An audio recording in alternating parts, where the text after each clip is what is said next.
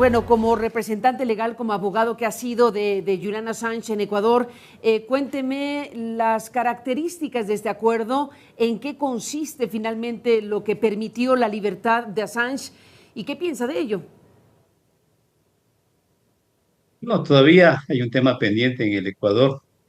Todavía estamos luchando por la nacionalidad de él. La decisión aún no se ha agotado.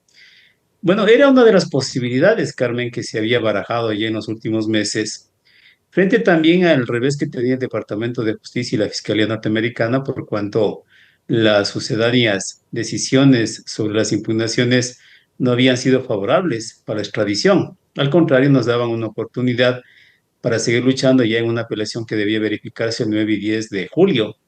Debía existir ya el fundamento por cuanto un tribunal superior había manifestado que sí había posibilidad de una apelación de fondo.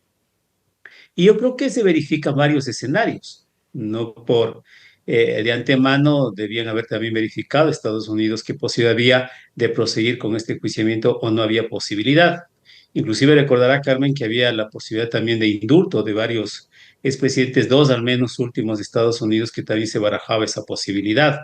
Y en decir, era una situación de que dependía ya del gobierno norteamericano, el Departamento de Justicia y la Fiscalía.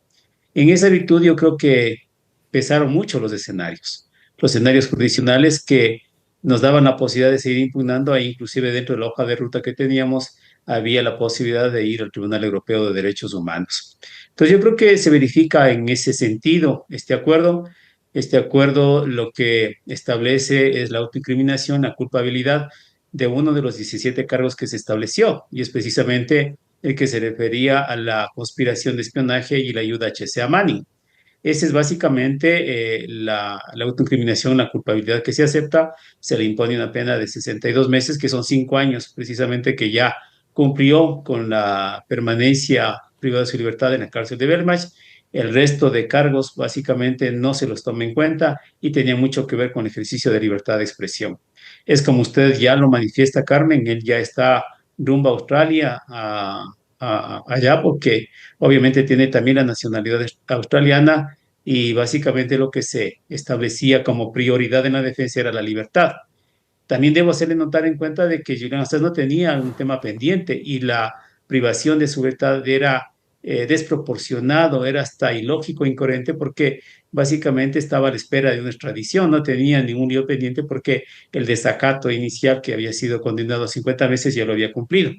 Ya con esta situación no hay temas que podrían estar ligados a una decisión judicial, sino que simplemente ya Julian Assange en este momento es libre, y gracias también a la movilización social humana en todo el mundo que también hizo posible ya esta decisión y este desenlace.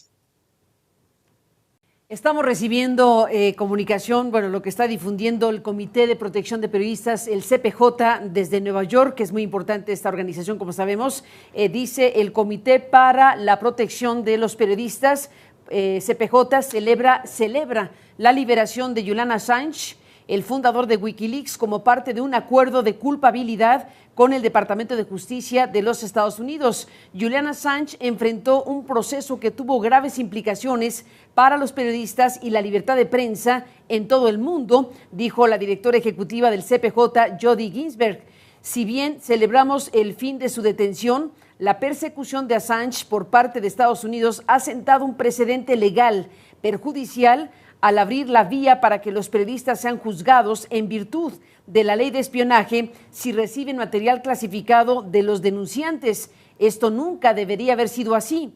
El CPJ dijo que se ha opuesto durante mucho tiempo a los intentos de Estados Unidos de procesar a Assange y ha hecho campaña por su liberación junto con otras organizaciones. Es la postura que está emitiendo este Comité de Protección a Periodistas desde Nueva York. Abogado Carlos Poveda, bueno, pues eso es lo que decíamos antes de irnos a la pausa.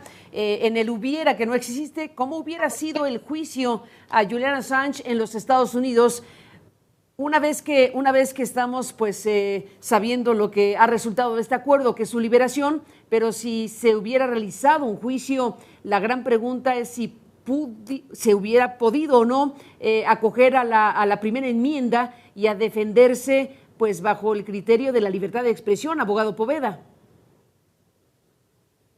Carmen, precisamente ese era el tema del 9 y 10 de julio, porque En primer lugar, Estados Unidos no ofrecía las garantías básicas de un enjuiciamiento justo que respete sobre todo la primera enmienda, que respete la integridad personal de Julian Assange y precisamente por eso es que el Tribunal Superior había acogido ya la apelación como tal que debía fundamentarse en los próximos días. Sí, eso se debía discutir. Lo que usted está manifestando, que de los 17 cargos, los 16 eran contra la libertad de expresión, obviamente tenía que discutirse ya temas de fondo, pero radicado básicamente en este ejercicio de un derecho. Entonces, en esa virtud, el Tribunal Superior de Londres no le convenció las garantías mínimas de Estados Unidos y fue precisamente en ese escenario que íbamos a litigar ya en los próximos días. Esto nos da señal y por eso decía que hay que hacer una lectura en un contexto general. Es decir, podría ser que este acuerdo, si bien es cierto, podría manifestarse de que John es culpable de uno de los cargos, pero también es en un sentido, también en un orden general. Los 16 cargos ya no están vigentes y precisamente tiene que ver con la libertad de expresión y la primera enmienda en Estados Unidos.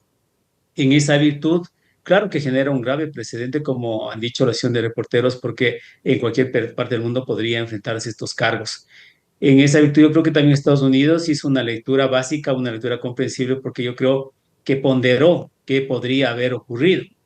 Y básicamente sí estaba bastante complicado de que se logre la extradición hacia Estados Unidos y que tenga el juicio justo. Era muy complicado, por eso dentro de la hoja de ruta, Carmen, teníamos una última posibilidad en el Tribunal Europeo de Derechos Humanos precisamente como garantía básica de respeto a su integridad y a su dignidad como persona.